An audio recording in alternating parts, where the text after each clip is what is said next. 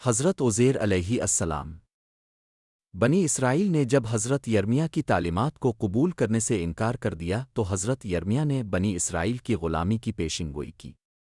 بخت نصر نے ارض مقدس پر حملہ کیا۔ اس حملے میں بیت المقدس کو شدید نقصان پہنچا اور بنی اسرائیل کا مالی اور جانی بہت زیادہ نقصان ہوا۔ تورا کے تمام نسخے جلا کر راکھ کر دیے گئے۔ اسرائیلیوں کو قید کر کے بابل لے جایا گیا۔ ان قیدیوں میں کمسن حضرت عزیر بھی شامل تھے۔ حضرت عزیر علیہ السلام کی ابتدائی تربیت بابل میں ہوئی۔ حالت اسیری میں حضرت دانیال نے تربیت کی۔ بابل شہر بخت نصر نے اسرائیلی اسیروں میں سے صاحب علم و دانش کو شاہی دربار سے منسلک کرنے کا منصوبہ بنایا۔ اس کی نظر انتخاب 4 افراد پر پڑی: حضرت دانیال، خنا میسا ایل اور حضرت عزیر۔ ان چاروں افراد کو کلدانی بابلی زبان سکھائی گئی۔ شاہی خلت دی گئی اور شاہی دسترخوان پر کھانے کا انتظام ہوا، لیکن شاہی غذا میں غیر شرعی اشیاء بھی شامل تھیں، لہذا ان لوگوں نے شاہی غذا کھانے سے انکار کر دیا۔ بخت نصر کو جب اس کا علم ہوا تو ان چاروں افراد کو دربار میں طلب کر کے ان سے گفتگو کی۔ حضرت عزیر نے اخلاق و آداب پر تقریر کی۔ بخت نصر حضرت عزیر علیہ السلام کی قابلیت سے بے حد متاثر ہوا اور آپ کو بابل کا گورنر بنا دیا۔ وادی دجلہ و فرات مہذب و متمدن اور مقتدر اقوام کا مرکز رہی ہے۔ ان اقوام میں بابلی قوم بھی شامل ہے۔ بابل سلطنت بابلیہ کا دارالحکومت تھا۔ یہ شہر تمام اشوری شہروں سے زیادہ پرشکو اور قدیم تھا۔ شہر کا حدود 56 میل تھا۔ دیوار پنا 320 فٹ اونچی اور 80 فٹ چوڑی تھی۔ اس طویل اور چوڑی دیوار میں 100 دروازے تھے۔ ان سب دروازوں پر تابنے کی پتریاں چڑھی ہوئی تھیں۔ دور سے دیکھنے پر گمان ہوتا تھا کہ پورا دروازہ تانبے کا بنا ہوا ہے۔ دیوار بابل تقریباً 2204 فٹ لمبی تھی۔ اس سے تقریباً 38 فٹ باہر 25 فٹ موٹی ایک اور دیوار تھی، جس کے بعد 12 فٹ چوڑی ایک اور دیوار تھی۔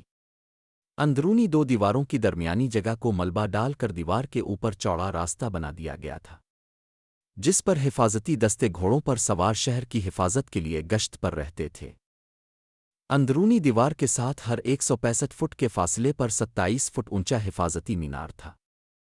اس طرح کے کل 360 مینار تھے۔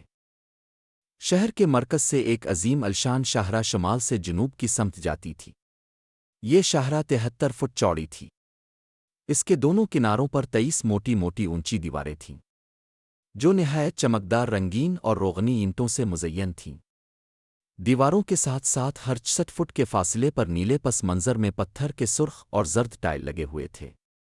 اینٹوں سے بنی ہوئی سڑک پر اسفالٹ بچھایا گیا تھا اور اس پر چونے کے پتھر کی بڑی بڑی سل رکھ دی گئی تھیں۔ ہر سل پر یہ الفاظ کندہ تھے: بخت نصر بن بنو بلیہ بابل کے بادشاہ نے یہ شاہراہ بابل بنائی ہے۔ ستاروں کی سلوں سے پروردگار عظیم مروک کے جلوس کے لیے ہمارا آقا خداوند مروک۔ اس شاہراہ پر سے بابل کے بڑے دیوتا مروک کے پروہتوں کا جلوس گزرتا تھا۔ پروہت کے ساتھ قربانی کے جانور ہوتے تھے، ڈھول بجتے تھے، نفیریاں گیت گاتی تھیں اور ہزاروں پجاری پیچھے پیچھے چلتے تھے۔ یہ شاہراہ دفاعی نقطۂ نظر سے بھی اہمیت کی حامل تھی۔ شاہراہ فصیل شہر سے اندرونی قلعے کی طرف جاتی تھی۔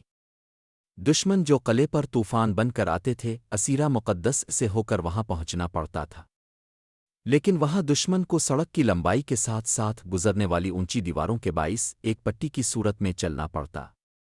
دیواروں کی چوٹیوں پر سے بابلی افواج تیروں کی بوچھاڑ کر کے بآسانی حملہ آوروں کو ہلاک کر دیتی تھی۔ راہ مقدس باب اشتار تک جاتی تھی۔ اشتار اہل بابل کی سب سے بڑی دیوی تھی۔